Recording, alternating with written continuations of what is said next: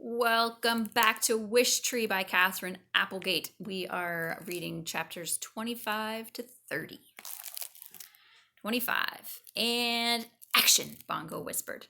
Little Flash waddled out to the middle of the lawn. He lay down on his side and curled up. He closed his eyes. He drew back his lips, revealing tiny, needle-sharp teeth. Perfect, Bongo said. Try foaming at the mouth, dear, Harry Spiders called. There he is.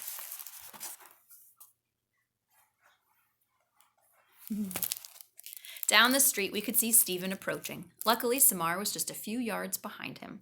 Flash leapt up. How am I doing, Ma? Wonderfully, my baby, said Harry Spiders. Mommy's so proud of her little bitty possum. Be dead, Bongo cried. Oh, yeah, Flash shrugged. I kind of forgot, Aunt Bongo. I'm not your aunt, Bongo said. I'm not even a member of your species. Well, that doesn't really matter, I chided. Be dead, Bongo cried again. Flash hiccuped. Oh, my, said Harry Spiders. He does that when he's nervous. Well, how come I can't be dead, Mom? Asked Rose Petal. Newbies, quiet, Bongo commanded. Flash, stop hiccuping, dude! Here they come, I whispered, Stephen and Samar. The hiccups got louder. Flashlight, Bongo said. Now! Don't call him that, his mother cried. Flashlight froze. He stopped hiccuping. Foam dripped from his mouth. His half-open eyes were glazed and unseeing. The works, Bongo whispered. Brilliant! Stephen found Flash first. Samar was close behind. What should we do? Stephen asked. Success, I thought. They were actually talking to each other. Don't touch it, said Samar. It might be rabid. That means it might have rabies. Or it could just be playing dead. I read that opossums will do that. I'll go get my mom. Maybe she can call someone. Sounds good, said Samar. To my disappointment, Stephen and Samar nodded at each other and promptly went into their separate houses. And once again, that was that. All that work for just a few moments of conversation. How exactly did people make friends? How hard could it be? Still, I reminded myself Stephen and Samar had spoken to each other, and that was a good first step, wasn't it? Flash, Bongo called. Time to get back to your den, buddy, before they come back. Flash remained frozen in a little opossum ball. Flash, I called. Flash, baby? Harry Spiders yelled. Oh my, said Big U, I don't think your baby's acting. My baby, my precious Flash, cried Harry Spiders, and Flash's brothers and sisters began to wail. You really should have used one of my U's, Big U said. Flash, stop being dead, Bongo yelled. She hopped over to Flash and gently poked him with her beak. How dare you peck my son, Harry Spiders yelled. Flash, I'll save you, baby. Harry Spiders dashed out of her hollow, scrambled down my trunk, and promptly fainted. Oh, great, said Bongo. Just fantastic, like mother, like son. What now, wise old tree? You grab Flash, I instructed. Fresh baked bread, and Big U, can you rescue Harry Spiders? Pull her over to Fresh's den under the porch. Harry Spiders called my children boisterous, Big U said. Big U said my children stink, Fresh baked bread said. Over 2 centuries of life, and I've hardly ever raised my voice. This was one of those times. Now, I commanded, just as the door to Stephen's house opened. You'd be surprised how fast raccoons and skunks can be when they're motivated.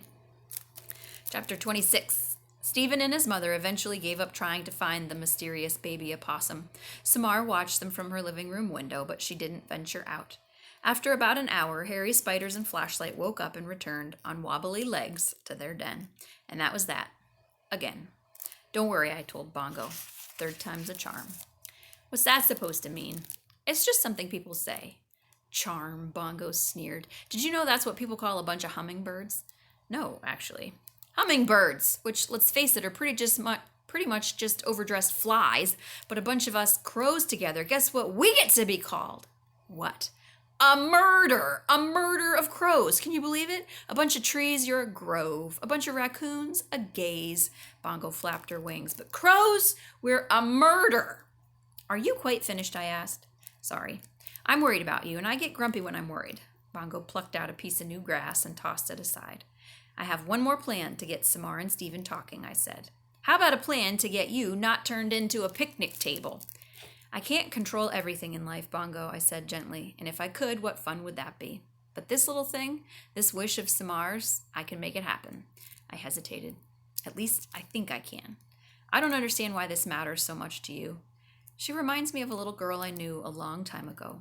You're a Budinsky, said Bongo wearily, but I love you anyway. She looked at me with something like the crow version of a smile, beak open, head cocked, eyes gleaming. So, what's plan number 3? Chapter 27. Once night had fallen, I sent Bongo on her next mission. All you have to do is untie Samar's wish, I instructed. Oh, she said, is that all?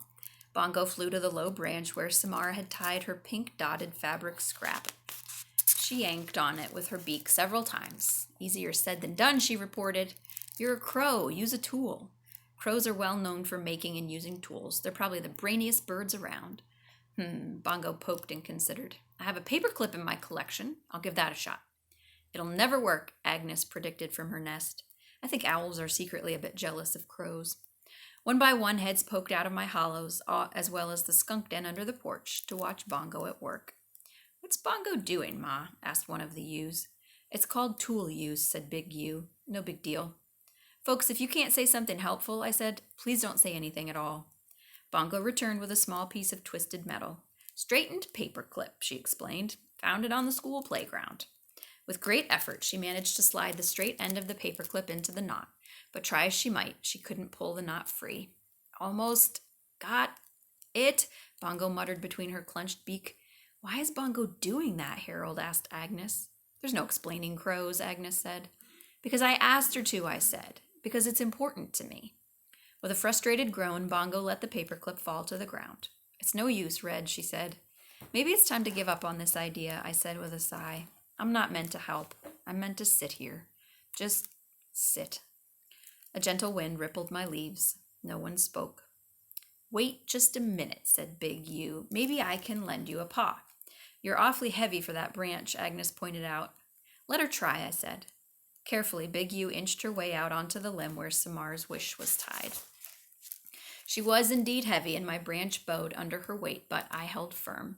She toyed with the knot, using both front paws. Before long, she pulled the strip free. Ta-da! She cried, clutching the fabric in her right paw.